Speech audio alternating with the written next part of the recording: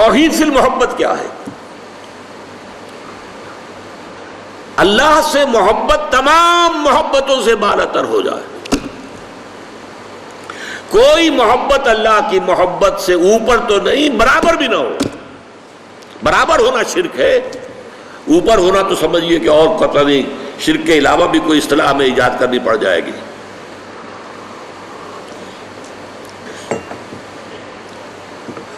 سورہ بقرہ میں فرمایا وَمِنَ النَّاسِ مَن يَتَّخِذُ مِن دُونِ اللَّهِ أَندَادًا يُحِبُّونَهُم كَحُبِّ اللَّهِ وَالَّذِينَ آمَنُوا أَشَدُّ حُبًّا لِلَّهِ.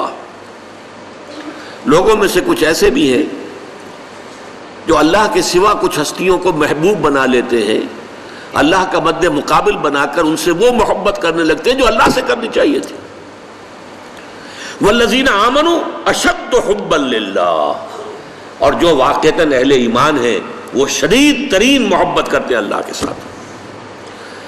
تو قرآن یہ نہیں کہتا کہ آپ والدین سے محبت نہ کریں، کرو، لیکن والدین کی محبت اللہ کی محبت کے برابر نہ ہو جائے، اس سے بڑھ نہ جائے. اولاد سے محبت کرو، اولاد کی محبت اللہ کی محبت سے بڑھ نہ جائے. دیکھیے یہ محبتوں کا امتحان ابراہیم سے اللہ نے کیسے کیسے لیا تھا. وَإِذِ ابْتَلَىٰ إِبْرَاهِيمَ رَبُّهُ بِكَلِمَاتٍ فَأَتَمَّهُنَّ قَالَ إِنِّي جَاعِلُكَ لِلنَّاسِ إِمَامًا. کیسے کیسے امتحانوں میں سے پاس ہونے کے بعد پھر وہ مرحلہ آیا کہ اللہ نے فرمایا ابراہیم میں تمہیں تمام نوع انسانی کا امام بناتا ہوں. والدین کو چھوڑا اللہ کے لیے، گھر بار چھوڑا اللہ کے لیے، بادشاہ کے دربار میں آنکھوں میں آنکھیں ڈال کر مناظرہ کیا کہ نہیں کیا؟ بادشاہ جو ہے وہ مرعوب نہیں کر سکا. فَبُہِتَ الَّذِي كَفَرَ، بلکہ جو مناظرہ ہوا ہے تو بادشاہ جو تھا نمرود وہ مبہوت ہو کر رہ گیا. اپنی جان کو اللہ سے، اللہ کی محبت سے زیادہ نہیں سمجھا. آگ میں کود گئے کہ نہیں، بے خطر کود پڑا آتش نمرود میں عشق. عقل ہے محو تماشائے لب بام ابھی. پھر اپنے ملک کی محبت پر اللہ کی محبت کو ترجیح دی، ملک چھوڑ دیا، ہجرت کی. آخری امتحان جو لیا ہے، آخری امتحان جس سے کڑا امتحان ہو نہیں سکتا. 100 برس کی عمر میں وہ 13 برس کا بیٹا جو دعائیں مانگ مانگ کر اللہ سے لیا تھا، اکلوتا بیٹا، حکم آیا ذبح کر دو اسے. یہ ہے سب سے بڑا امتحان. 100 برس کا بوڑھا انسان اور بڑی دعائیں مانگ مانگ کر بیٹا لیا. 87 برس کی عمر میں حضرت اسماعیل کی ولادت ہوئی ہے. اب 13 برس کے ہو گئے ہیں. فلما بلغ معه السعی، جب بھاگ دوڑ کے قابل ہو گئے. 13 برس کا جوان بچہ جو ہے باپ کا دست و بازو بن جاتا ہے، بھاگ دوڑ. اس لیے آتا ہے نا کہ ابراہیم اور اسماعیل دونوں تھے جو بیت اللہ کی تعمیر کر رہے تھے. وَإِذْ يَرْفَعُ إِبْرَاهِيمُ الْقَوَاعِدَ مِنَ الْبَيْتِ وَإِسْمَاعِيلُ، اس اسماعیل کے بارے میں انی ارا فی المنام انی اذبحک فانظر ماذا تری. اے میرے بچے میں دیکھ رہا ہوں خواب میں، بار بار یہ خواب آ رہا ہے کہ میں تمہیں ذبح کر رہا ہوں. اور اس کے لیے چھری پھیر دی. یہ تو اللہ تعالیٰ نے جو ہے قد صدقت الرؤیا انا کذالک نجزی المحسنین، اللہ تعالیٰ نے کہا بس بس، امتحان ہمیں لینا تھا، وہ امتحان پورا ہو گیا. یہ ہے محبت، توحید فی المحبت. اللہ کی محبت تمام محبتوں سے غالب.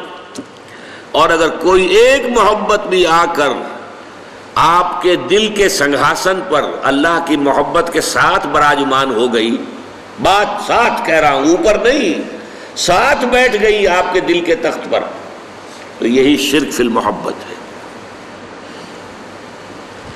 اب دیکھیے یہ تو میں نے انڈیویجول لیول پر آپ سے بات کی. اب آئیے اجتماعی سطح پر، بلکہ اسی ضمن میں ایک آیت اور سن لیجئے. اللہ کی محبت کے ساتھ جڑی ہوئی محبت ہے اللہ کے رسول کی محبت، اور پھر تیسری محبت ہے اللہ کی راہ میں جہاد کی محبت.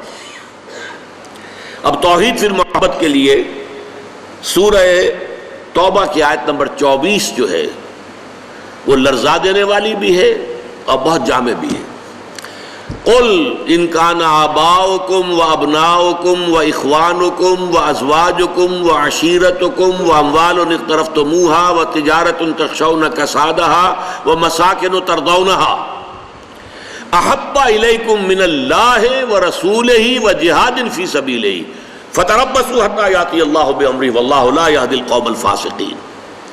اے نبی ان سے کہہ دیجئے لوگوں دیکھو، اگر تمہیں اپنے باپ، اپنے بیٹے، اپنے بھائی، اپنی زوج، مرد کے لیے بیوی، بیوی کے لیے شوہر زوج ہے، اور اپنے رشتہ دار اور وہ مال جو تم نے بڑی محنت سے کما کر جمع کیے ہیں، اور وہ کاروبار جن کی کساد بازاری کا تمہیں ڈر رہتا ہے، اور وہ محل، وہ حویلیاں، وہ مکانات جو تم نے بنائے ہیں تمہیں بہت محبوب ہیں، اگر ان 8 چیزوں کی محبت زیادہ ہو گئی تمہارے دل میں، اللہ کی محبت سے، اس کے رسول کی محبت سے، اور اس کی راہ میں جہاد کی محبت سے، تو جاؤ دفع ہو جاؤ، انتظار کرو یہاں تک کہ اللہ اپنا فیصلہ سنا دے. اور اللہ ایسے ناہنجاروں کو ہدایت نہیں دیتا. 8 محبتیں ایک پرڑے میں ڈال لیجئے، باپ کی محبت، بیٹے کی محبت، بھائی کی محبت، بیوی کی محبت، رشتہ داروں کی محبت. 5 مال کی 3 شکلیں، جائیداد، کاروبار اور کوئی نقد. 3 یہ شکلیں، 3 × 5 8. اور 3 محبتیں دوسرے پلڑے میں ڈالی، اللہ کی محبت، رسول کی محبت اور جہاد کی محبت. اب اگر یہ پلڑا بھاری ہے 8 والا تو جاؤ دفع ہو جاؤ. تمہارا اللہ سے کیا سروکار؟ اللہ ایسے ناہنجاروں کو ہدایت نہیں دیتا. سب سے پہلے یہ طے کر لو کہ ان 3 محبتوں کا پلڑا نیچے ہونا چاہیے، بھاری ہونا چاہیے ان 8 کے مقابلے میں. یہ ہے توحید فی المحبت اور یہ ہے شرک فی المحبت. لیکن اب اس کو لائیے ذرا اونچے سطح پر. وہ جو میں نے کہا انسانی معاشرہ، ریاست، اس ریاست کے لیے، معاشرے کے لیے بھی کوئی ایسی شے موجود ہونی چاہیے کہ جو اس میں رہنے والے یا اس میں شامل سب لوگوں کی محبوب شے بن جائے. یہ کامن محبت انہیں جوڑے گی، ان کے اندر اتحاد پیدا کرے گی. مثلا وطن کی محبت، وطن کی جے جے ہند، وطن کی عظمت کے گن گاؤ. قوم کی محبت، وطن پرستی، قوم پرستی، کوئی نظریہ پرستی. یہ بہت سی پرستشیں ہیں جن سے کہ لوگ پھر جڑے رہتے ہیں. نسل پرستی، لسان پرستی، زبان پرستی. یا آج کل جو آپ کو کہتے ہیں کہ یہ لسانی عصبیتیں اور یہ نسلی عصبیتیں، یہ بلوچ نیشنلزم، یہ پختون نیشنلزم، یہ سرائکی نیشنلزم، یہ ایک اردو والا نیشنلزم 5ویں قومیت نکلی تھی ہمارے ہاں. یہ سب کچھ کیا ہے؟ یہ جمعیت کے لیے، لوگوں کو جوڑنے کے لیے، شیرازہ بندی کے لیے، انہیں متحد رکھنے کے لیے کوئی نہ کوئی شے محبوب ہو جانی چاہیے.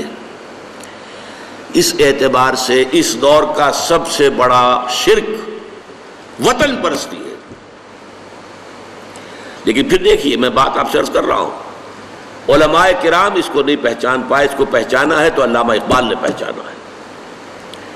اس دور میں اور ہے، جام اور ہے، جم اور، ساقی نے بنا کی روش لطف و ستم اور، تہذیب کے آذر نے ترشوائے صنم اور، مسلم نے بھی تعمیر کیا اپنا حرم اور، ان تازہ خداؤں میں بڑا سب سے وطن ہے، جو پیرہن اس کا ہے وہ مذہب کا کفن ہے. نظارہ دیری نہ زمانے کو دکھا دے، اے مصطفی خاک میں اس بت کو ملا دے. یہ وطن پرستی شرک، اس دور کا سب سے بڑا شرک. نیشنلزم جو ہے وہ لوگوں کو جمع کرنے والی شے ہے. ہماری قوم، ریشیل نیشنلزم بھی ہوتا ہے، نسلی قومیت. اور آج کل نیشنلزم جو ہے وہ علاقائی ہوتا ہے، ٹیریٹوریل نیشنلزم. ایک ملک میں رہنے والے جو ہے وہ سب ایک قوم ہے اور اپنے ملک سے محبت سب سے اوپر کر دے. یہ ہے در حقیقت علامہ اقبال نے جس کو کہا کہ وطن ایک تو ہے وطن سے محبت ہونا، وہ ٹھیک ہے، حب الوطن من الایمان حدیث ہے. گفتار نبوت میں وطن اور ہی کچھ ہے، اور گفتار سیاست میں وطن اور ہی کچھ ہے. وطن جب آتا ہے ایک پولیٹیکل کانسیپٹ کی حیثیت سے، وہ معبود بنتا ہے. اس معبود کی ایک نماز ہے. آپ کھڑے ہو جاتے ہیں، ترانہ پڑھا جا رہا ہے اور آپ کھڑے ہیں، جھکے ہوئے، سر جھکا کر کھڑے. یہ قنوت جو ہے یہ کس کے لیے ہو رہا ہے؟ وطن کے دیوتا کے لیے ہو رہا ہے. وطن کے دیوتا کا ایک اور ہے سلامی، جھنڈے کو سلامی دی جا رہی ہے، جھنڈا وہ علامت ہے آپ کے وطن کی۔ آپ کے علم میں ہوگا، میں اس ترانے کے پڑھے جانے کے وقت کھڑا نہیں ہوتا، اور اس سے بڑی کنٹروورسیز بھی ہوئی ہیں، مجھے بڑی تلخ باتیں بھی سننی پڑی ہیں، لیکن میں یہ سمجھتا ہوں کہ در حقیقت یہ وطن کی نماز ہے، وطن کی حمد ہو رہی ہے، وطن کے اور ترانے گائے جا رہے ہیں۔ در حقیقت یہ اجتماعی سطح پر پولیٹیکل سائنس کے اعتبار سے آج وطن جو ہے وہ ایک معبود کی شکل اختیار کر گیا ہے۔